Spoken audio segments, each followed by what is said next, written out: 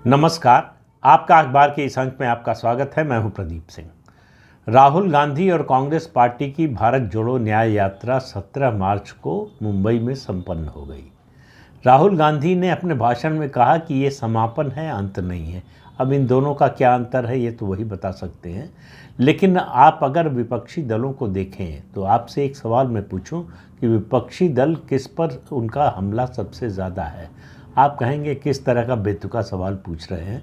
जाहिर है, लोकसभा चुनाव हो रहा है, केंद्र में सत्ता में भारतीय जनता पार्टी है, प्रधानमंत्री नरेंद्र मोदी हैं, तो विपक्षी दलों का हमला सबसे ज़्यादा भाजपा और प्रधानमंत्री नरेंद्र मोदी पर होगा। बड़ी स्वाभाविक सी बात है, लेकिन मैं कह रहा हूं कि ये बिल्कुल गलत धारणा है। अगर आपकी ऐसी धारणा है तो भाजपा और नरेंद्र मोदी पर परोक्ष रूप से निशाना है, सीधे निशाना नहीं है। सीधे निशाना विपक्षी दलों का देश की सभी जितनी भी संवैधानिक संस्थाएं हैं, सुप्रीम कोर्ट हो, चुनाव आयोग हो, सीएजी हो, केंद्रीय जांच एजेंसियां हो, किसी भी एजेंसी का नाम ले लीजिए, किसी भी संवैधानिक संस्था का नाम ले लीजिए, कांग्रेस पार्टी और उसके साथी दल जो है उससे नाराज़ हैं। अब ये नाराज़गी किस तरह की है? नाराज़गी उसी तरह की है कि किसी क्रिकेट मैच में कोई एक टीम जो कमज़ोर हो वो अंपायर से नाराज़ हो जाए। अंपायर से नाराज़ क्यों हो जाए? कि हमें जिता नहीं रहा है और दूसरी टीम जीत रही है, तो इसका मतलब है अंपायर उसे जिता रहा है। अब आप देखिए कि कोई किसी मैच में अंपायर या रेफरी क्या किसी टीम को जिता सकता है? अब ये बात तो कांग्रेस पार्टी और विपक्षी दलों को समझने की है कि संवैधानिक संस्थाओं पर हमला करने से भाजपा या नरेंद्र मोदी कमज़ोर नहीं होंगे, बल्कि आप एक तरह से कह रहे हैं कि वो इतने ताकतवर हो गए हैं कि जितनी भी संवैधानिक संस्थाएं हैं वो उनके सामने नतमस्तक हैं। ऐसा न कभी हुआ है न कभी होगा। केवल एक अपवाद है, वो है इमरजेंसी का। इमरजेंसी में जब कांग्रेस ने 1975 में इंदिरा गांधी ने इमरजेंसी लगाई थी देश में और देश के संविधान को सस्पेंड कर दिया था, लोगों के मौलिक अधिकार ख़त्म कर दिए थे, तब ये स्थिति हुई थी। सुप्रीम कोर्ट से लेकर हर संस्था जो है नतमस्तक थी, किसी ने विरोध में आवाज़ नहीं उठाई। तो उस तरह की स्थिति न तो उसके बाद कभी आई है और न कभी आने की संभावना है। इस देश ने 1975 की इमरजेंसी से बहुत कुछ सीखा है और इस देश के मतदाताओं ने राजनीतिक दलों को ये सिखाया है कि सार्वभौम और सर्वोच्च हम हैं। हमारी ताकत सबसे ज़्यादा और सबसे बड़ी है। हमसे ज़्यादा ताकतवर इस जनतांत्रिक व्यवस्था में और कोई नहीं है। मतदाता ही माई बाप है, मतदाता ही ईश्वर है। लेकिन ये बात विपक्षी दलों को समझ में नहीं आ रही। उनको लग रहा है कि संवैधानिक संस्थाओं पर हमला करके वो भारतीय जनता पार्टी को और प्रधानमंत्री नरेंद्र मोदी को कमज़ोर कर रहे हैं। उनकी शिकायत ये है कि जितनी भी संवैधानिक संस्थाएं हैं उन सबको जो भी फैसला देना है, जो भी जांच करनी है, जो भी मुद्दे उठाने हैं, वो सब सरकार के विरोध में होना चाहिए। अगर सरकार के विरोध में नहीं है तो आप सरकार से मिले हुए हैं। सुप्रीम कोर्ट अगर अनुच्छेद 370 हटाने पर सरकार के पक्ष में फैसला देता है तो इसका मतलब सुप्रीम कोर्ट सरकार से मिला हुआ है।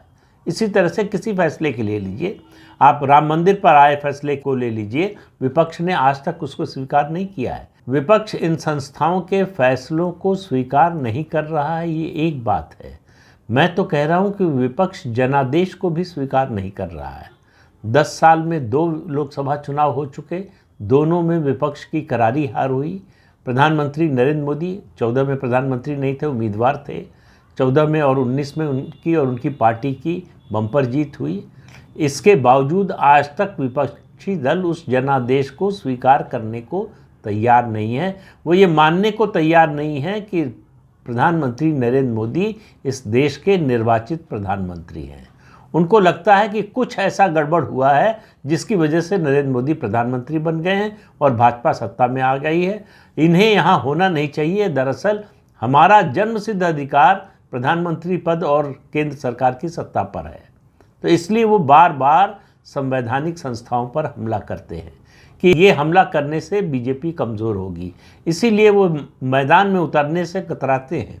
उनको लगता है मैदान में तो हमारी हार पहले से तय है, यहाँ लड़ाई लड़ने का हमको कोई फ़ायदा नहीं होने वाला है। उनकी नज़र में मोदी और भाजपा ने देश की जनता को बरगला लिया है। वो नासमझ है, उसको समझ में नहीं आता कि उसके लिए अच्छा क्या है, बुरा क्या है।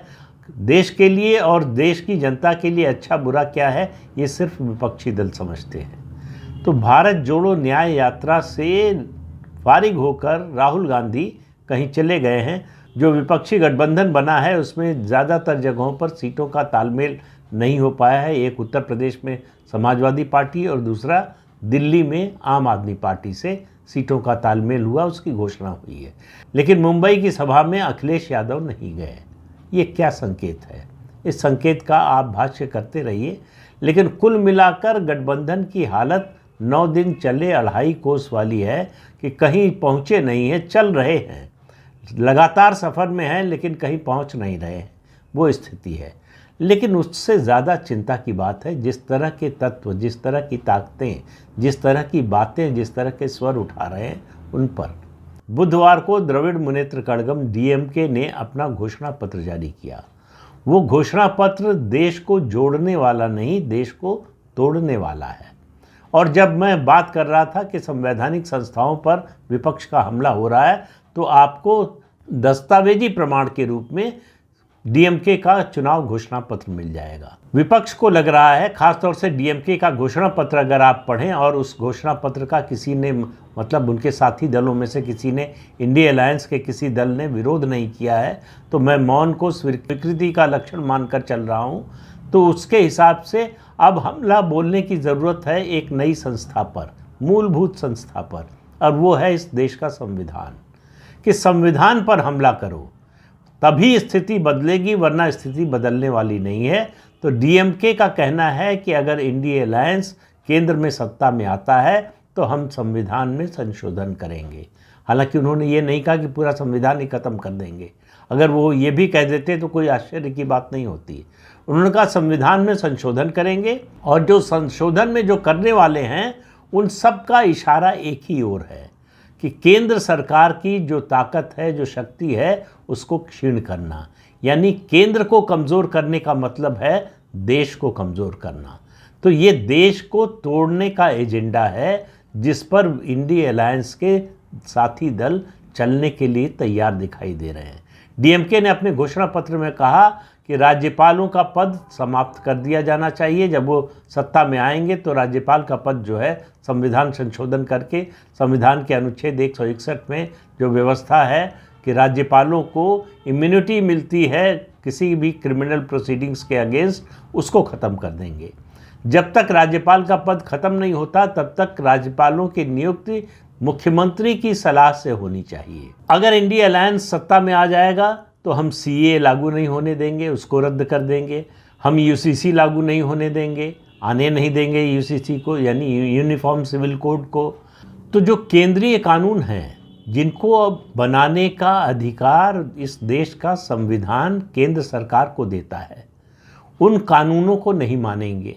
ये कोई राज्य सरकार किसी जनतांत्रिक व्यवस्था में जब तक मौजूदा संविधान है तब तक कैसे कर सकती है?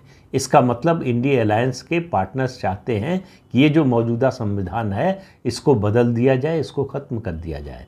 आरोप क्या लग रहा है कि मोदी अगर तीसरी बार आए तो ये संविधान ख़त्म हो जाएगा। ये तो अपने आने से पहले ही घोषणा कर रहे हैं कि अगर हम आए तो संविधान ख़त्म कर देंगे। मोदी ने तो आज तक कभी नहीं कहा और 10 साल में ऐसी कोई कोशिश भी नहीं की कि वो संविधान को ख़त्म कर देंगे या संविधान में कोई आमूल परिवर्तन कर देंगे। ऐसा कोई संकेत अभी तक नहीं दिया है। तो ऐसा सुप्रीम कोर्ट का कोई जजमेंट नहीं आया है जिसको मानने से सरकार ने मना कर दिया हो, जिसको लागू करने से सरकार ने मना कर दिया हो। तो लगातार जिस तरह का हमला संवैधानिक संस्थाओं पर हो रहा है और जो इरादा जताया जा रहा है कि हम सीए लागू नहीं करेंगे, यानी केंद्र सरकार जो कानून बनाया है पिछले 10 सालों में केंद्र सरकार ने, उनको लागू नहीं करेंगे, नीट को लागू नहीं करेंगे, नई शिक्षा प्रणाली को लागू नहीं करेंगे। यानी इस सरकार के कार्यकाल में जो कुछ फैसले हुए हैं उन सबको नहीं मानेंगे।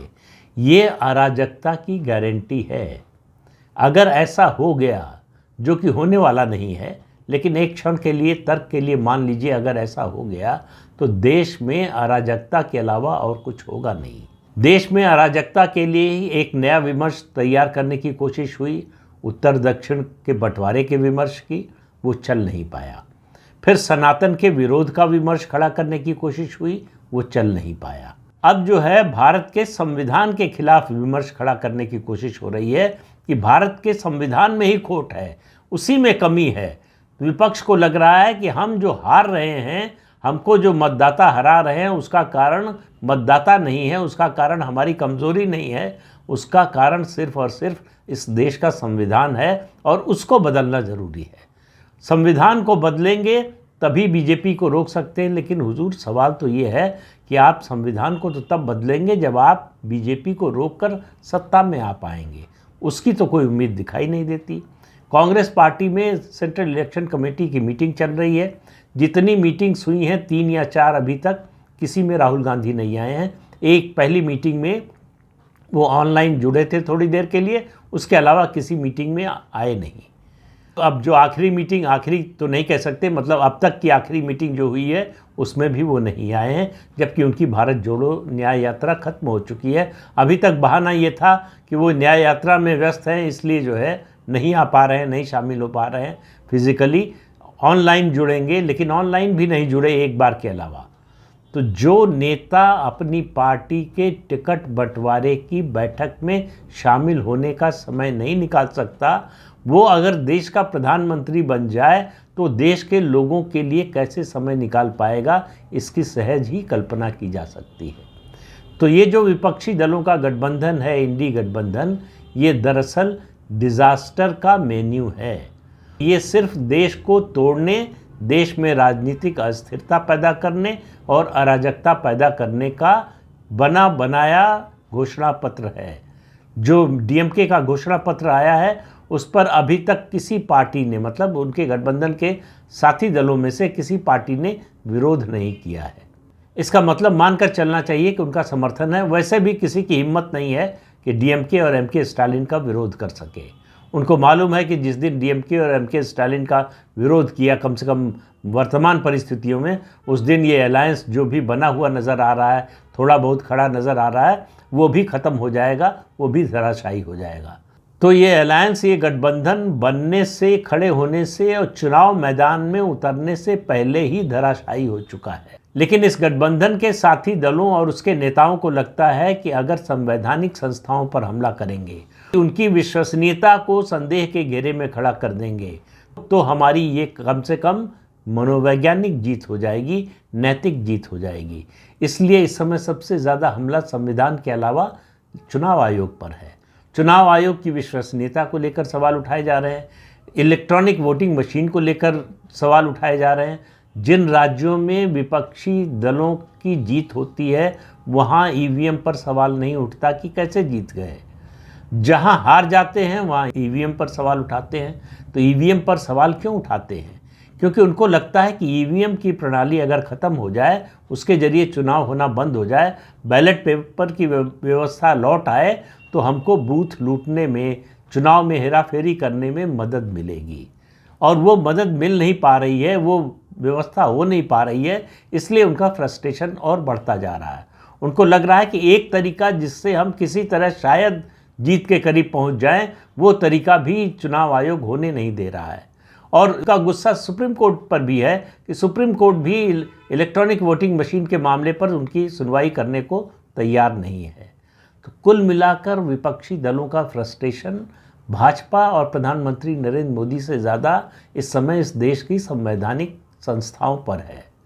उनके निशाने पर यही संस्थाएं हैं। उन्हें लग रहा है कि उनकी जीत का रास्ता इन संस्थाओं के ध्वस्तीकरण से ही निकलकर आगे बढ़ता है। तो इस अंक में इतना ही। अगले अंक में फिर मिलेंगे किसी नए मुद्दे के साथ। तब तक के लिए अनुमति दीजिए। आपसे अनुरोध है कि ये चैनल देखिए, शेयर कीजिए, लाइक कीजिए और सब्सक्राइब ज़रूर कीजिए। नमस्कार।